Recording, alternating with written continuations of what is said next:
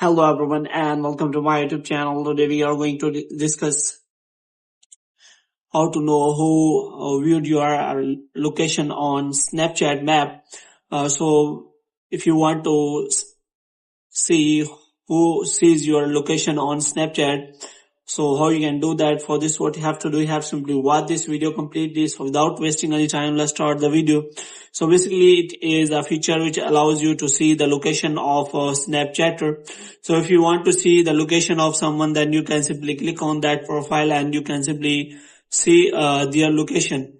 But if you want to allow your friends to see your live location, then you have to simply turn on the Snapchat map so that your friend can also see your location. So here is the option available. Snapchat want to use your location, which means if you allow Snapchat to use your location, then it will use in the Snapchat map, and after that your friends will be able to see your location on Snapchat. But if you want to check which of your friends has recently watched your location on Snapchat, then if you look for the setting, then you will not find any kind of setting related to that. So what you have to do, you have to simply go to settings, and after that if you scroll it down, then you will not find any settings related to the Snapchat maps, so that you can simply see that who has recently viewed your location on Snapchat maps.